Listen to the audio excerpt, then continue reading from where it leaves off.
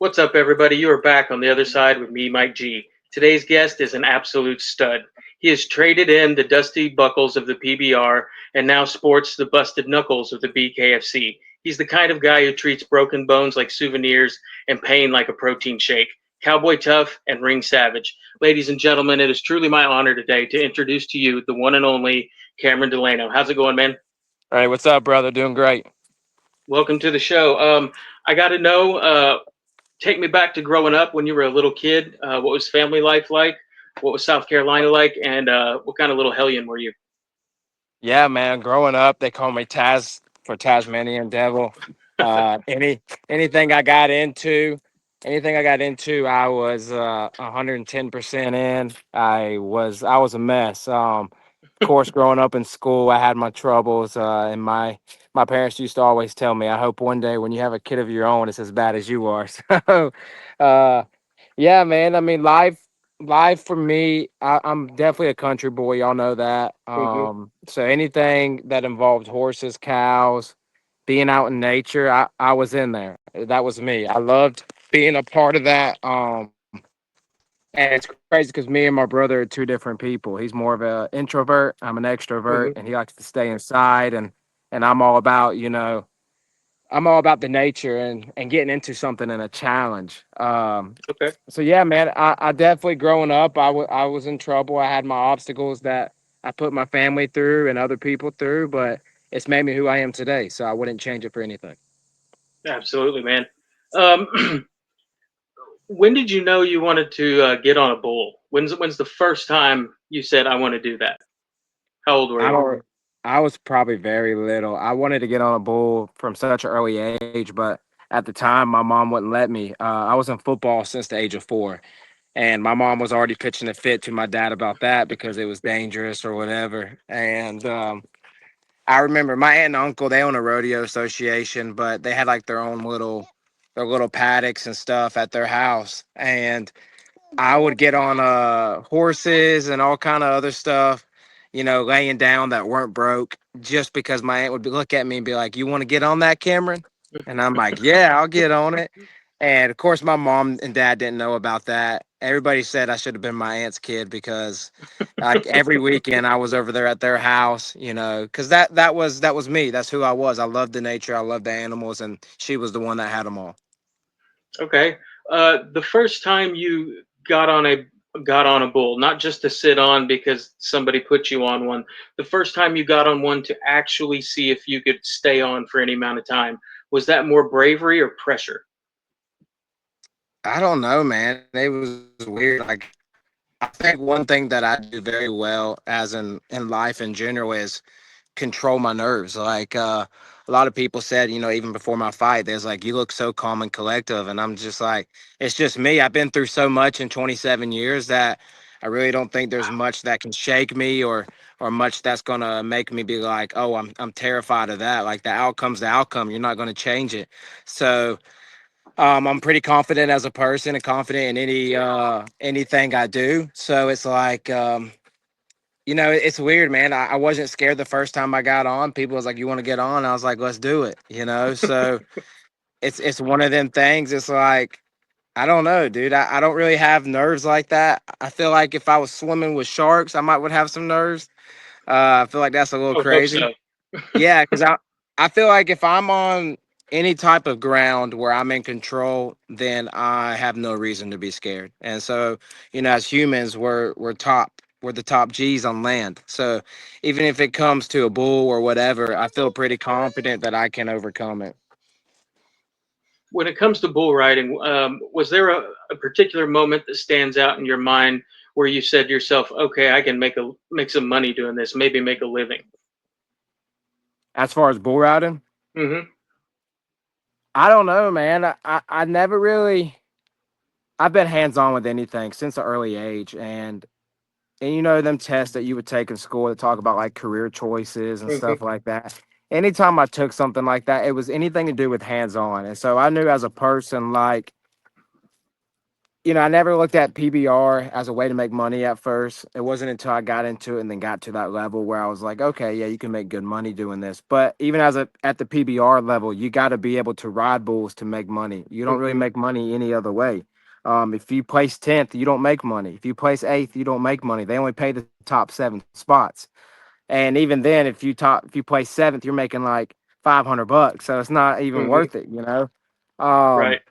I never really looked at it to make money. I looked at it as it was fun. It was an adrenaline rush, and that's pretty much with anything I've done. Other than my business, which is doing home foundations and stuff like that. That's the only thing I've ever really looked at as I'm gonna go out and make money, make something of myself as far as a business aspect. But any of this other stuff started out as just something fun to do as a hobby, and then it turned into something bigger than that because thankful to God. God's gave me the ability to be athletic. So anything that I've kind of ventured into, I've been pretty decent at it. So all glory to God for that. Okay. Okay. Um, walk me through your PBR debut. What was that experience like? Man, I was in Memphis, Tennessee, and I specifically remember I was like, this stadium's huge, and I was a little nerve wracking because they give you a draw of what your Hmm. bull is, right, before you go out there to ride. They give it to you the night before, so I'm looking it up and I'm trying to figure out which bull is mine. And then I was like, okay, I see videos of it. I went and watched it because you're trying to learn how the bull moves, right? And but then I got to it in person, and I was like, "This sucker's huge. This sucker is way bigger than any bulls that I get on, right?" Hmm. So you gotta think the bulls at the PBR are twice the size of other bulls. They're twice as fast. They're twice as strong, and Hmm. so it's one of them things that is intimidating at first, but it was weird, man. It was like once I got on the bull, all of my nerves calm, collective, and yeah, I enjoyed it, man. I got bucked off in like 3 seconds or something like that, but I enjoyed it. I enjoyed every aspect of it, and the adrenaline from it is unmatched. I, I can't imagine, dude. That's crazy. I can't imagine. Uh, let's see here. Be honest with this. Have you ever had to compete bull riding professionally with a hangover? No, I never. Yeah, I've never had a hungover ever. Okay. In any of my years of drinking, I've never had a hungover. I've never been hungover, I should say. And but it's weird. I'm not a big drinker, so I would drink like maybe once a month, if that. So I never really went out and did the whole party life like a lot of cowboys do. They Hmm. go out, smoke their cigarettes, do all that. Like I said, I did it as it was fun to do. It was a hobby. And a lot of these other people, they try to live that whole cowboy lifestyle. I got to smoke some old reds and get drunk and bourbon. Like I said, I did it because I love bull riding, and I was a country boy at heart from growing up, and that's as real as it gets, is getting on a bull. So you're telling me Yellowstone is not an accurate representation of cowboy life? It is for a lot of cowboys. Like I said, Okay. I know a lot of buddies that smoke their packs of cigarettes right before they get on a bull. That show up drunk. They'll drink, they think they ride better drunk. You got people out there More like that. relaxed, obviously. Yeah. Yeah, but me as a person, I've never been a person that has really been the type to be a big drinker. Like I drink maybe 6 to 12 times a year. You know what I'm saying? So it's not like I'm drinking on the daily. It's not like any of that. Right. I just did it for the fun of it. What's the worst injury sustained from bull riding? Probably when I split my head open in Bangor, Maine. It was a 3-day event, and I got up there on a Friday night. It was a Friday, Saturday, and Sunday, and I got up there on a Friday night. And what happened was I came out too far forward. The bull hit me in the face. I had a face mask, right? But it's a Hmm. titanium face mask, and it still bent the titanium face mask. Mm. But I got hit in the face, and so it lifted me up, and then the bull was able to turn around as it threw me up in the air. And as I'm going to the ground, I had him by the horns like this, and my head bounced off the arena, and I don't Mm. know, but if you know, but PBR, when they ride bulls, it's in indoor arenas, so they Hmm. bring the dirt into those arenas, right? So with it being like that, it's not very deep and it's not very soft. It's Right. dirt on top of concrete. And so when my head bounced off the ground, then I got stepped on all over, right? And then they got the bull off of me, and I go to stand up, and that was the closest I've ever been to getting knocked out. I specifically remember looking Wow. up, and I could see my head doing this, and I looked way over there because it was a big arena, and I looked way over there, and I was like, man, I'm a pretty good ways from that exit. And so we started walking over there, and I got a medical doctor on each arm, right, as I'm Hmm. walking, and I take my helmet off, and I feel something cold, so I go like this, and then I looked at my hand, it was pure red, and I was like, damn, it got me on a Friday night. I still had 2 nights left, right? Mm, And so first round. I didn't go all the way up to Bangor, Maine for just a ride one night, you know. Hmm. So I got back to the medical room, and they got protocols in place. Like if you have to go to the hospital, of course they pay for it, but like if you go Hmm. to the hospital and the doctors there at the hospital have to stitch it up, you got 24-hour protocols, you got all that stuff that you have to Hmm. be able to pass the test. Well, I knew if I didn't go to the hospital and I didn't tell nobody that I would still be able to ride the next 2 nights. So had them look at it, and I split it probably about 4 inches on my head from one side to the other, about 4 inches. And that was long ways. It was only split like a normal, normal head split. And so I told him, I was like, what can I do? There's like, well, we can glue it, but you really need about 10 stitches or so. And I was like, I want to ride the next 2 nights. I was like, well, I'll be able to. They was like, that's up to you. I mean, can you ride like that? And I was like, glue it. So they got a whole bottle of glue, and one doctor was squeezing it while the other one was putting in glue on my head. And they squeezed it together. They said, you can't get a shower the whole time you're here, or it'll work that glue out. And I said, okay. And so I went back, and the next night I put a little piece of gauze. They wrapped gauze up in my helmet, so that way it was like a cushion.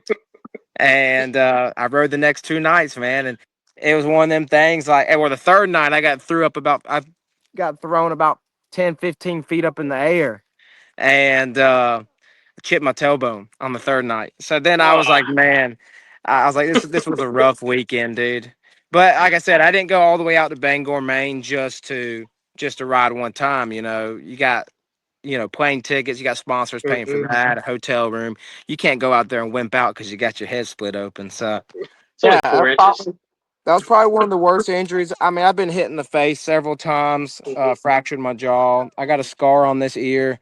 I don't know if you can see it on camera or not, but I got a scar right there on this ear Hmm. where a horn went through my helmet into my ear, and then cut me on the back side of my ear and left a scar. I got like a Jeez. skin graft.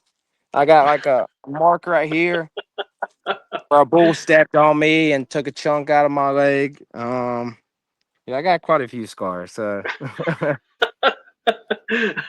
You actually moved to a safer profession, as crazy as that sounds. What's the highest point I guess you've achieved in PBR, and are you satisfied with what you've done?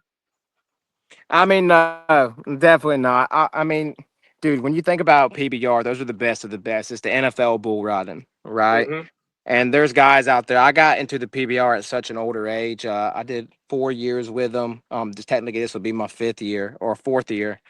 And I'm gonna be 28 this year. So you look at some of these bull riders. Some of the best bull riders in the world are 19, 20 years old. They're young. They're still not as fragile, right? Hmm. Um, as an older rider, I wouldn't say older because there's some riders that are 35, 40 years old.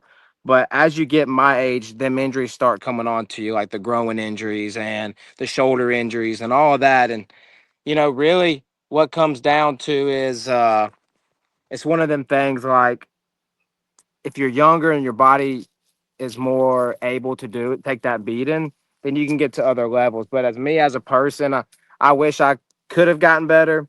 But I think I'm starting to get to more towards the end of my bull riding days. As I'm also venturing into the BKFC, you gotta be careful when you get on the bulls and all that. Yeah, I don't want the sport to retire me. I want to basically retire from that sport. So like I was telling my family recently I said, I still want to stay relevant in PBR and bull riding, but at the same Hmm. time, I don't want to compete like I once did. And I think it would take a lot of dedication and a lot of work that I just don't have time for right now to be able to get Hmm. to that championship level. Um, but I still feel good being a part of the organization. So as long as I'm part of the organization, I still stay relevant and ride a couple times a year. I feel like my body can handle that. There you go. All right. Describe the smell of the bullpen in 3 words or less. 3 words or less. Smells like shit. That's what it smells like. Um, Man, I don't know. It's a different smell, man. You can smell the mustiness of the bulls. Hmm. And you'll see when a bull bucks too. You'll see dust fly off the bull, right? Hmm. And it's weird because you could just that arena smell, just the cows, all that smell is one of them things. It's like it's just it's I don't know. It's hard to explain, dude. It's a different smell unless you're actually back there by the back pins in the arena. It's a different smell, but it's about to be a good time when you get on a bull for sure. Do cowboys cry? Of course they do. Everybody cries. When's the last time you cried, Cameron? Man, I wouldn't say it I'll had tell you nothing to mine if you want. do. No, it had nothing to do with bull riding. Of course, I feel like me as a person, it's really hard from as an injury. I can't tell you the last time I cried as an injury, man. I get injured all the time, and I'm just like, Hmm. ow, that hurts. But I think for me to cry as a person, this is me. There's several other different types of people, but me to cry as a person, it's got to be an emotional attachment to somebody. So like Yeah. a person, like a woman or your kids. So yeah, I've had my custody battle issues. I've had my issues going on, and that was probably the last time I really cried as a man and as an adult. And I will happily say that Been there, man.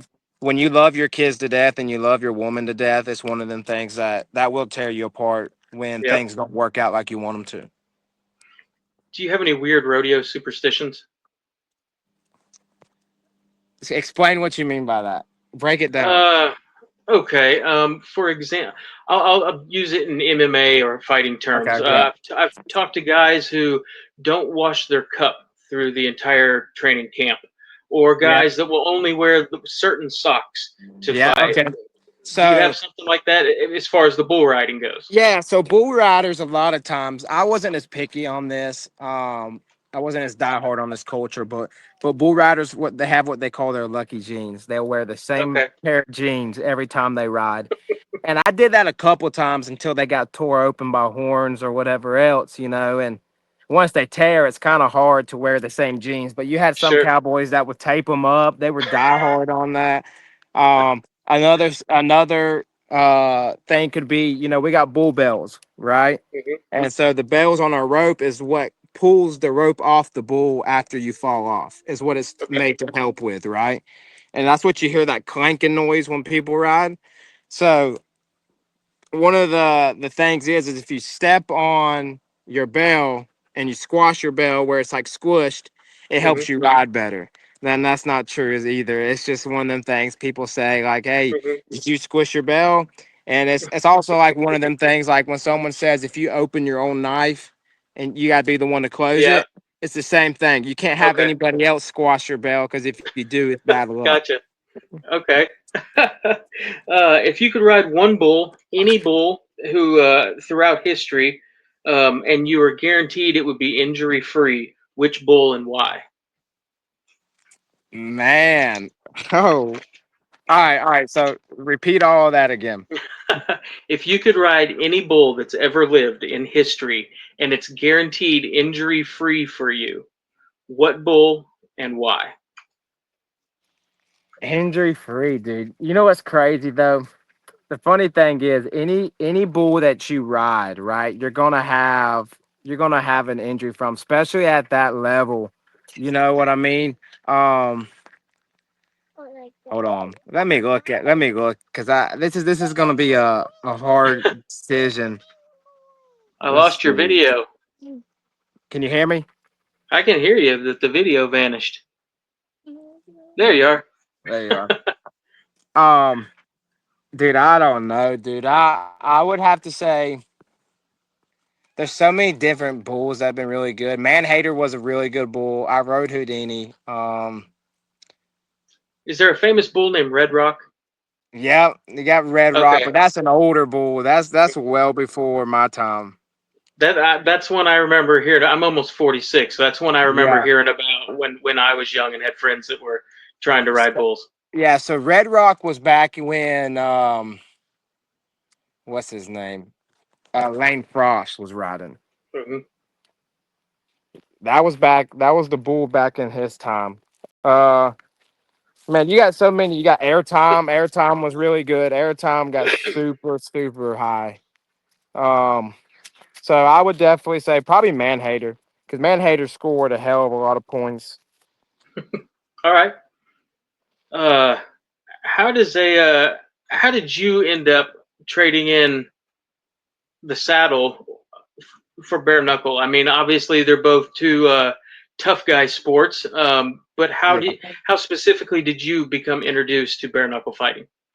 So I had commented on a Full Throttle ad and said, I was like, hey, y'all should sponsor me, blah, blah, blah, because I had a big following on Instagram. And I was like, I drank Full Throttle, so therefore y'all should sponsor me, right? And one of the media guys for the BKFC called the Weekly Bus, they had messaged me and said, "Hey man, we're a big media follower of the BKFC. We don't know if you've ever heard of it before or not, but we also are venturing into another sport, and one of them is bull riding. And you got a big name in bull riding, you got a big following as a public figure for them. So we would like you to come on our podcast, talk about your life story. There on." Hmm. And so yeah, that quickly went from when I was talking to them about that, and I started looking into the BKFC a little more because I knew of the BKFC, but I didn't really follow it at that time. And once I started looking at it, I was like, "Oh wow, this looks fun! Like this looks crazy."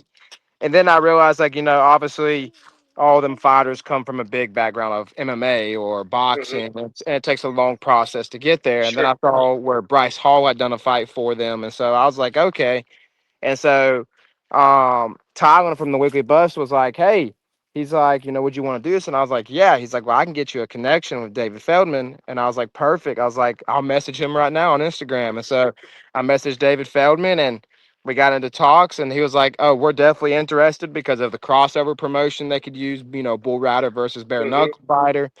And yeah, and the rest is history. So once I made that decision, like, and I figured out like this is a serious matter, like they really do want me to fight, and I really do want to go out there and try it out. At first, it was like, well, let's go out there and try it out. Let's see how it goes. It's Hmm. an adrenaline rush. It's tough. You're getting punched in the face with a bare knuckle, but I was confident in myself as a person because growing up, I had my trouble days. I had all of that, and I've always been known as to be one of the toughest, whether it's bull riding or football Hmm. field. And so I was like, well, this is my sport. I could try it out, right? And so once I tried it out, I was like, this is a definite thing. We're staying here. So yeah, I mean that's really how it came about, dude. It's crazy because people, you know, thankfully, like I said, God put me in the right hands of people and allowed me to be able to get these opportunities. And so I'm Hmm. grateful for that. Tell me, how cool was it finding out that you were going to be on the BKFC's first card in Texas? If I remember right, the first sanctioned bare knuckle fighting in Texas, like 1890 something. Yeah, in over 100 years, is what they were saying. Yeah, I mean, I loved it, dude. They wanted me in Texas because of the PBR, right? And then they could do the Hmm. Cowboy versus Indian because the guy I was facing was Jesse Desert Rozier, and he's out of Billings, Montana, Hmm. Blackfoot Indian, lives on Yep. the reservation there in Montana, and so they definitely want to do that whole crossover. And I got a little bit of a following from Dallas and Fort Worth because of PBR bull riding and stuff like that. And so, yeah, man, I enjoyed it. I was supposed to be on the main card, and then one of the other fights on the prelims had his fighter backed out, and so they knocked that whole fight off the card. And so then I moved down a slot and was the third fight of the prelim, which it is what it is. But at the end of the day, man, I loved it. I came out there and I did exactly what I told people I was going to do. I wish I'd have got a little bit quicker of a start, but like I said, this was my first time ever doing this, so it Yeah. took me a while to figure it out. It took you more than 2 minutes. You should be ashamed. Yeah, I know. Right? All right. The morning of the fight, where was your mind and how are you feeling that morning physically and mentally? I was locked in. It was weird. I came into Texas, right, at 181 pounds. And most people, as long as they're as long as they're around 15 pounds from their weight Mm-hmm. cut, they'll cut that the night before. But I didn't want to cut weight like that because I've never been in this situation before. I did not Mm-hmm. know how my body was going to respond, whether I'd recharge quick enough or not. So I started making my cut way before that. And when I made my cut, I was at 205 pounds when I first got the, confirmation that I was going to be Mm-hmm. fighting at 175. And I came in fight week like 181, and then the night before I did all my cutting down, and it was hard. It was hard to not for the cutting, but it was hard to be a little bit more locked in because the guy I was facing was so nice to me. We had the press Mm-hmm. conference, we had the weigh in the day before, and he was like very respectful. And I kept trying to get myself mentally pumped up because obviously, if Right. you're mad at somebody and you got Sure. anger and bitter toward this, like you can come out more aggressive, right? Mm-hmm. And but at the end of the day, I knew the mission. I knew what we had to do. And so with Jesse being so respectful, it was like, man, everybody's like, hey, you gotta stop being so nice. I was like, this guy's a nice dude. Like he's actually pretty cool. You know what I mean? And I was like, Mm-hmm. I don't want to be a dickhead to this guy.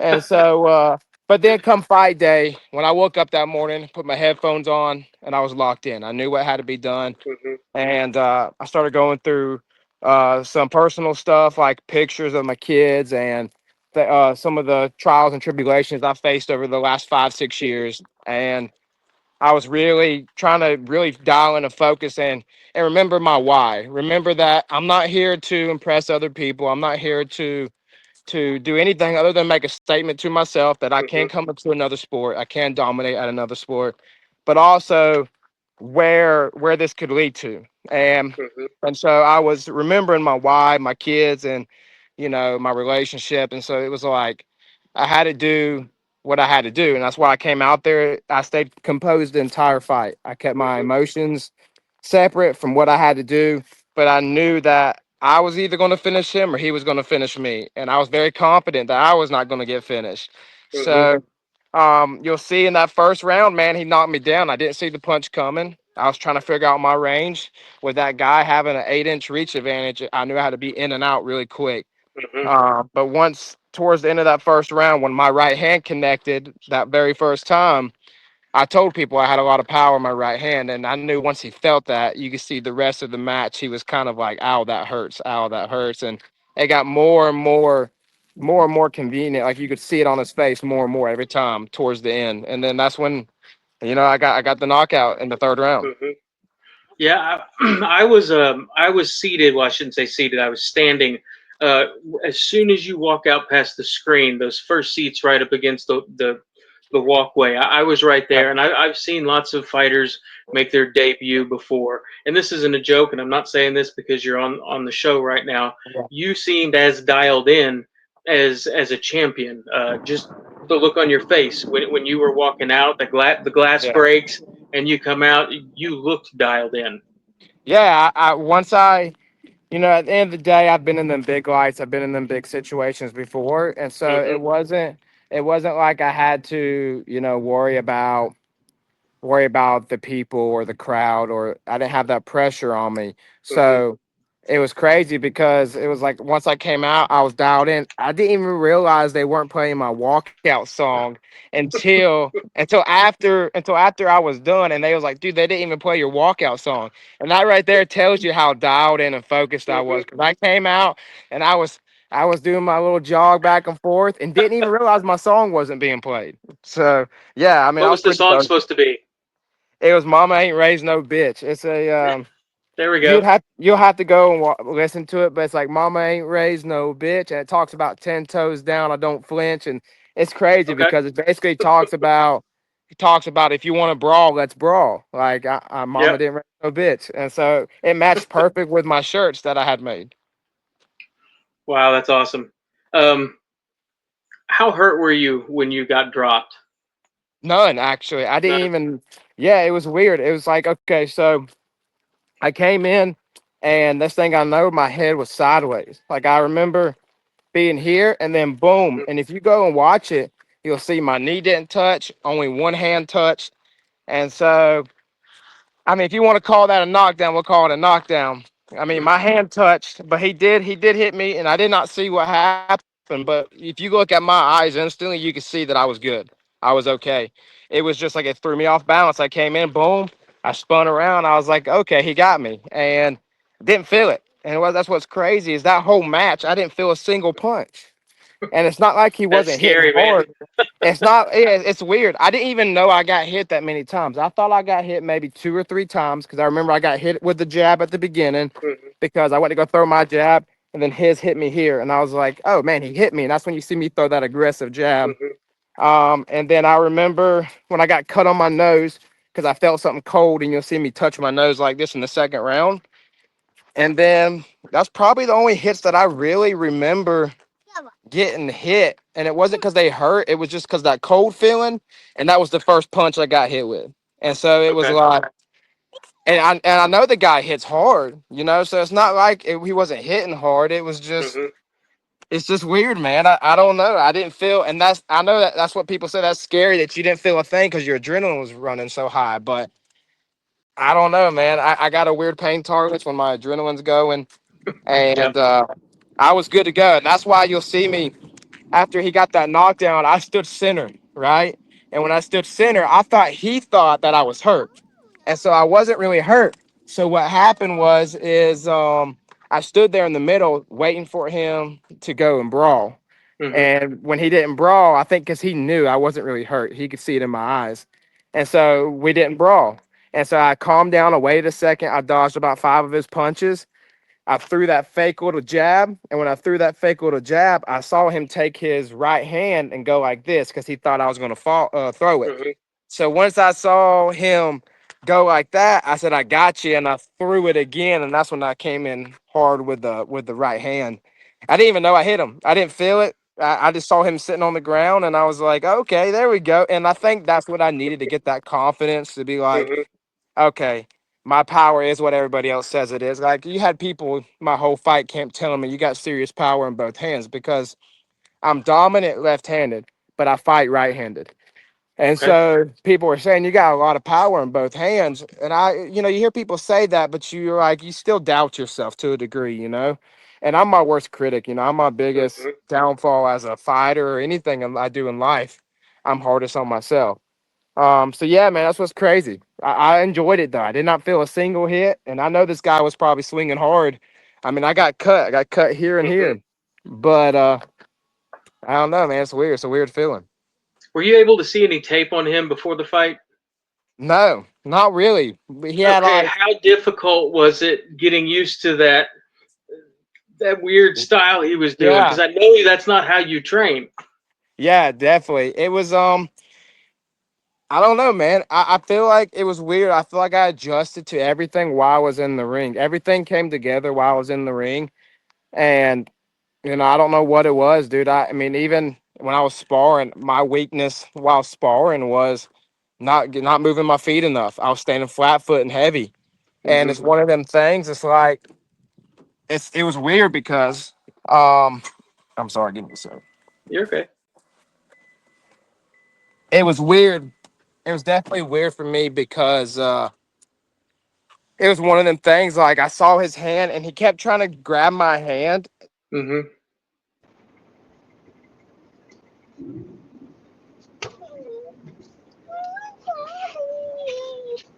I lost you.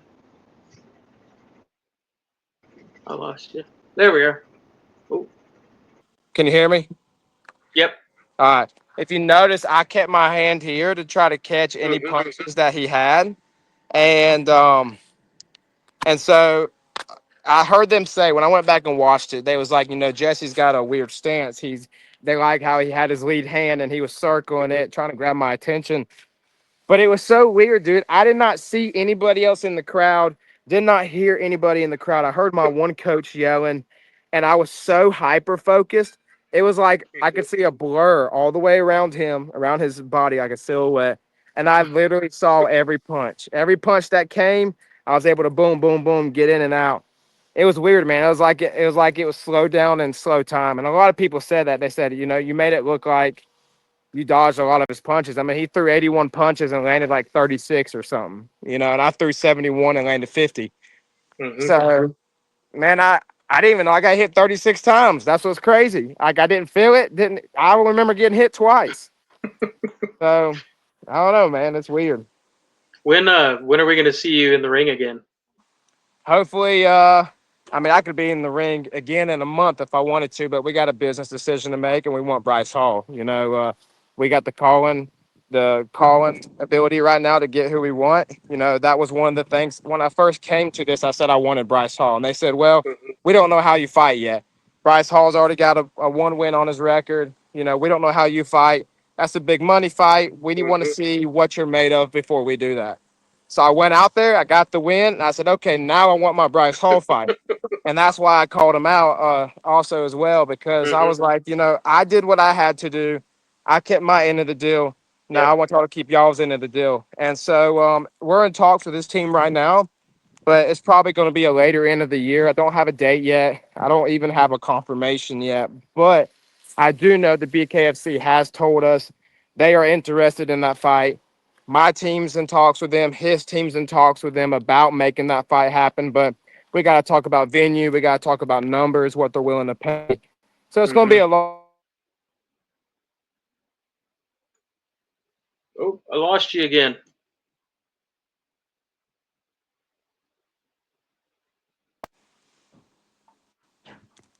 There you are. You didn't hear me. What's the last thing you heard me say? People You freaking were. calling me, man. I'm sorry. No, that's okay. You have an iPhone, don't you? Yeah. That seems to happen with iPhone users. You were talking about your people have talked to his people, and hopefully it'll work out towards the end of the year. Yeah, so if we was to do it this year, we're probably looking at October and November, if I was to say, because I know he's going to want a long camp, and then they're also going to want to talk about venues. And from my understanding, they still got to figure out what venues they are going to use after October. So I know a lot of stuff they already got planned out. I know they're going to want to make it here on U.S. soil, just because it's a big U.S. fight. Hmm. I do know they've been trying to get licensed in Las Vegas, but Las Vegas keeps shooting them down. So I'll fight them anywhere. I told them, just give me a time, give me a place, and give me a weight, and I'll be there. You ain't got There to you say, go. I'm not going to be like Kimbo and negotiate this, negotiate that. I already told y'all I wanted the fight. I deserve the fight, right? We're both 1-1. We're both new to this sport. You're a Hmm. social media influencer. I'm not really a social media influencer, but I got a big following, right? So why not make it happen? And everybody even says, we both are around the same weight when we're not training, right? We're Hmm. both around 190, 200 pounds. And he fought at 168. I'll fight at 168. I'll fight at 165, 175, 185, 195, 205, whatever he wants to fight at.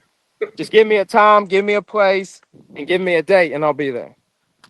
Awesome. I want to ask a couple questions about other fighters. Yeah. Who's the scariest fighter in the BKFC right now? If I was to have to face him, hmm, probably Mike Perry. Mike Perry. All right. If I'm Um, talking about a fight that I knew that I would be able to, I mean, obviously you got people like Ben Rothwell, you got Perdomo, which you got to watch out for Perdomo because Perdomo is really good. I mean, mhm. that could be another one. If you're talking about any weight class, I would say Perdomo because he's so aggressive, so Mhm. fast. But if you're talking about someone that is within my weight class, I would say Mike Perry. The dude takes punches like a freaking iron horse. But at the end of the day, I knew if I was to fight him, this is talking big shoes, right? If I was to even fight him right now, I know that I would give him a run for his money. Would he beat me? Probably so. But I know that I don't quit, and I know that I could take punches like he does. If you look at him, he doesn't feel the punches. I don't feel the punches. We both got iron in our fists. He's just got more fighting IQ right now. But that's right now. Like I said, what I did July 21st is only 8 weeks of training ever in combat Mhm. sports. Never had combat sports training before that. 8 weeks, right? And so it's one of them things like I'm only going to get better. And if I was to fight Mike Perry, which he has shown interest and talked about on social media, said, have my people contact his people. He's down for it. That would be a fight next year. So that could be a Mhm. fight later next year that we could look at as well. Obviously, he's got all that experience in the ring that I don't got, and I want to make sure I'm ready and not going out there and just getting smashed up for some money, Mhm. So, but I do know that I don't have that quit factor. He don't have that quit factor, and we both throw down. So I'd tune I in. would do it. Nate Schuck, make it happen. Oh yeah, All right. 100%. I want to know your personal Mount Rushmore of fighters. Any four fighters, any combat sport, any era. Who are the greatest four fighters to ever live?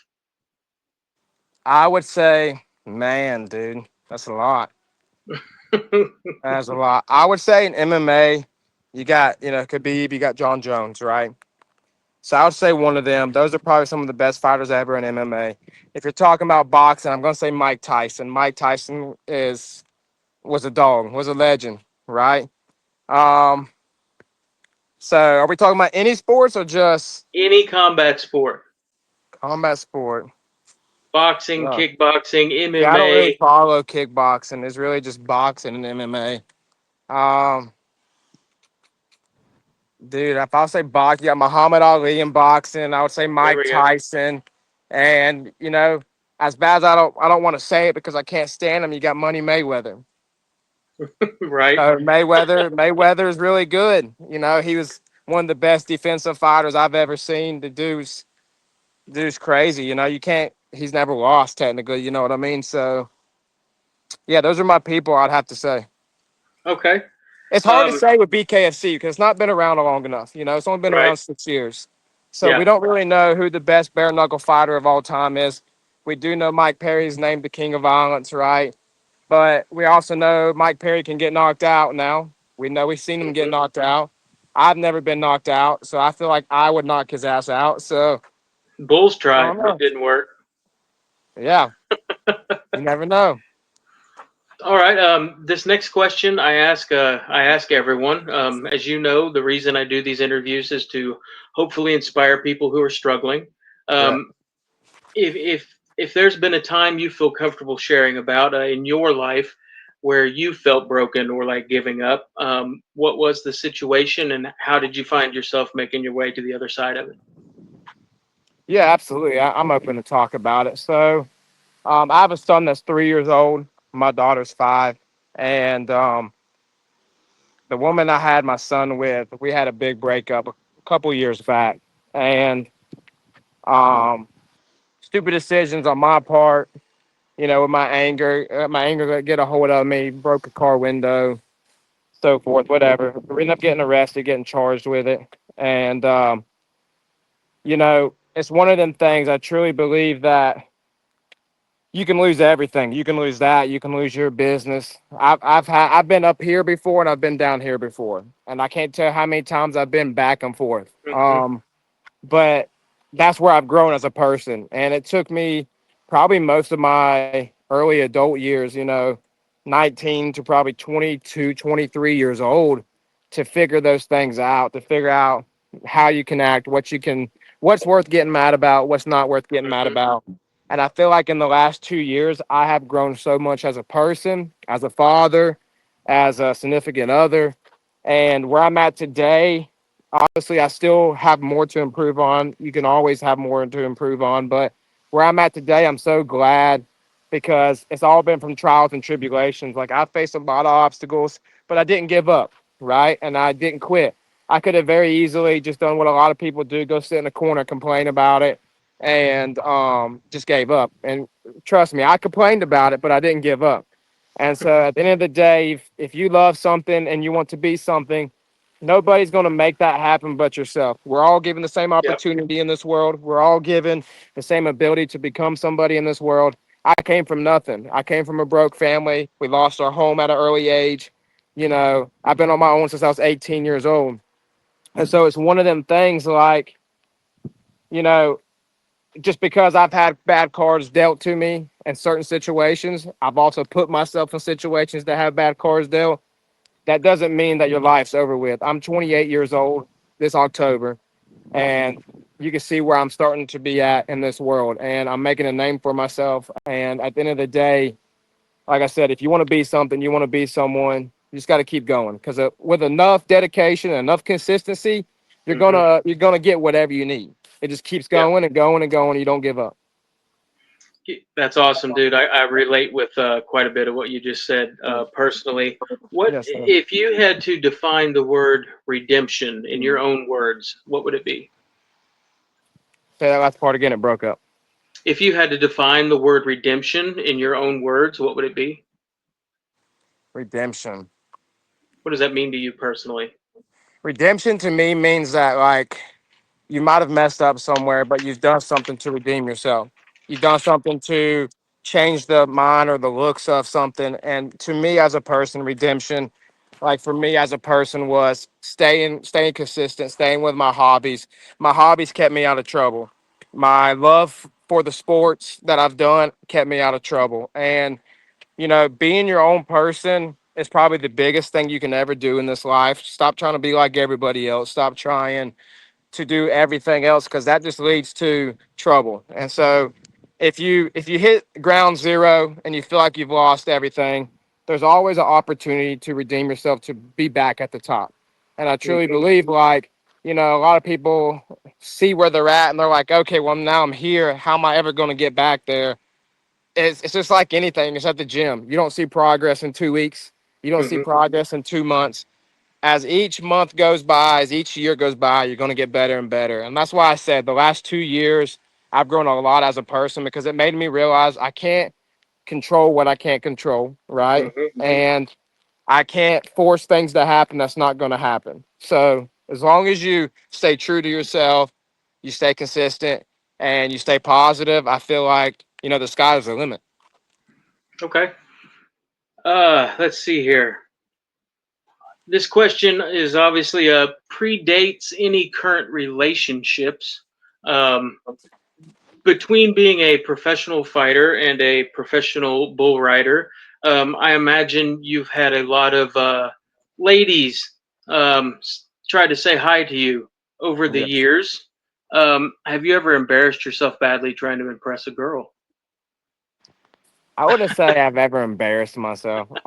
Like I said, I've always been kind of who I am. Even growing up, like I told you, I'm not much of a drinker. I didn't drink for the Right. first time until I was almost 20 years old. So I never really tried to impress anybody. I've never really had a role model growing up. Like I didn't look up to anybody. It was I want to be somebody. I want to be my own role model. I'm not here to impress nobody but myself. And if people come with that, then you come with that. If you don't, you don't. And that's what I've stayed consistent with my whole life. Like, obviously, I'm not going to be a cocky person. That's the way I used to be. I used to be a super cocky, arrogant person. Hmm. And God humbled me in so many different situations in life because you can still grow. And knowing you can still grow and knowing that it's not all about you and being selfish is how you can grow. But at the end of the day, you can only be the best person you want to be. But as Hmm. far as embarrassing myself in front of women, no, I haven't. I have had several women try, to talk to me, reach out to me. But, once I'm in a relationship and I love someone a certain way, I devote everything to that person and they never have to worry about anybody else. So, it's weird, man. I get people in my inbox all the time, but I can't I imagine, love dude. my person more than anything in the world, and I wouldn't ever make a mistake or ruin that because of a female. Gotcha. That's good stuff, man. When it's all said and done, and you're sitting on the porch sipping sweet tea in your rocking chair and mumbling to yourself about bulls and bare knuckle, how do you hope to be remembered? I want a legacy, man. And that was one of the things, like I was telling you, one of the biggest people in boxing was Mike Tyson, right? And one thing I didn't necessarily agree with that he said was, "What's a legacy?" He said, "Nobody's going to remember you when you're gone."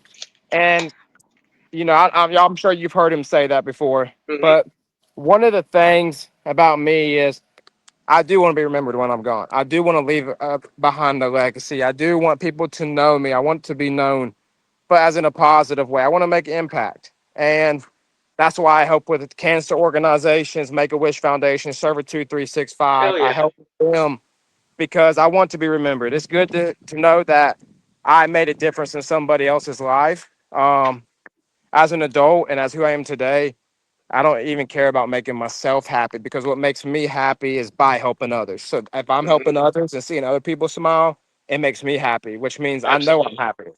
Um, so yeah, man, I hope to be remembered as a legacy. You know, I wanted to make my last name something. Like I said, I came from nothing, dude. We came out broke, poor, came from nothing, and at the end of the day, I want to be known as a good father.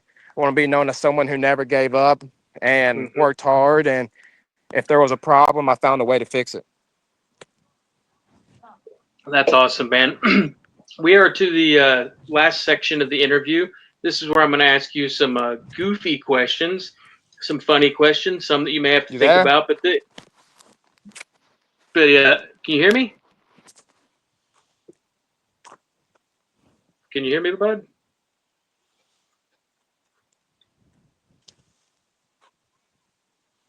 Can you hear me?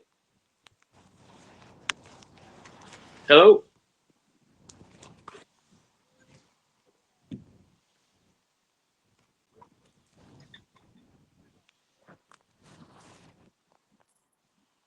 Where'd you go?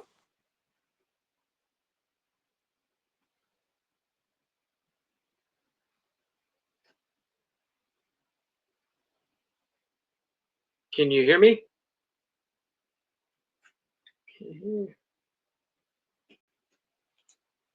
Well, we'll wait and see. You there? There you are.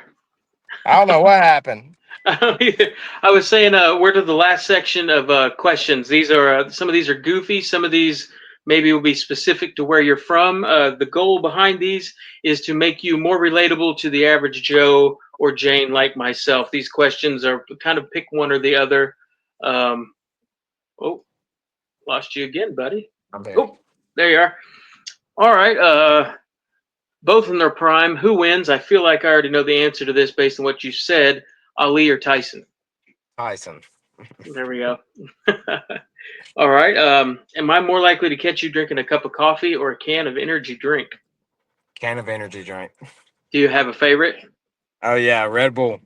was going to say the sour bucks from Bucked Up are tasty as well. Yeah, Bugged Up is good, but they ain't sponsoring me yet, so I can't say that. I understand. All right. What do you prefer, talk or text? Say that again. What do you prefer, talk or text? Hmm.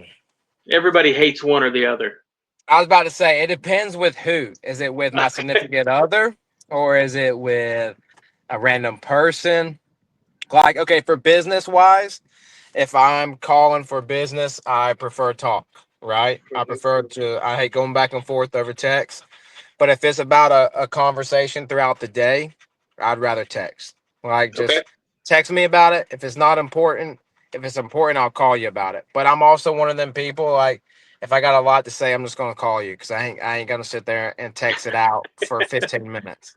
Yeah, 20 paragraphs in an hour. No. Yeah. So I All guess I right. really don't have a preference. It just depends on the situation. Gotcha. What's the best Rocky movie? Oh man. There's what, four of them, five of them? How many? Five, and then it got into Balboa and Yeah, okay. Creed after that. Creed. Yeah, I won't mess with that. Um, Five was the one with Tommy Morrison, Kinsey's dad. Four was the Russian. Three was Mr. T, and then the first two were Apollo. yeah, I got to stick with the original. Probably the first two. Absolutely, absolutely. All right, who are you more likely to listen to, Garth Brooks or George Strait? Oh, I listen to both. Um, Probably George Strait. There we go. Hell yeah, man. What is worse, being misunderstood or underestimated? See, it depends on the situation. Um, as in worse, you mean like it makes you angry as a person, or Yeah, because like yeah. like if you're underestimated in a fight, then that's good for you because you got a lot to gain from it, Hmm. right? So it ain't gonna make me angry because I'm gonna be like, I'm gonna show you, right? But being Mhm. misunderstood infuriates me. Like if I'm explaining something and you don't understand what I'm saying, I gotta keep explaining myself, then I'm getting mad about it. So probably All misunderstood. right. Okay. Uh, in Because your at the end of the bathroom. day, I don't care what people think about me. I don't care if you underestimate me or if you put me on this big pedestal. I'm gonna prove whoever's in front of me wrong. So I'll definitely say misunderstood. Yeah. Okay. This next question's weird, but everybody has a preference, and I ask everyone: in your bathroom at home, the toilet paper, does it go over the roll or under? Over. You can't go under. No. Gotta I've go had over. three people say under so far. You've had what? Three people out of, I believe you're my 106th interview. Three people have said under, and they're Yeah, all world champions currently with the BKFC. I'm not going to tell you who. that's crazy. All right, let's see here. It's game day. Who are you rooting harder for, South Carolina or Clemson? I don't know. I really don't care about either one of them, to be honest. All right, there Yeah. we go. I mean, I'm a Georgia fan. I mean, I like Clemson. I like South Carolina, but I live 20 minutes from Clemson, right? Okay. I live 2.5 hours from Columbia, which is where South Carolina is. So I live 2 hours from South Carolina, and I live 20 minutes from Clemson.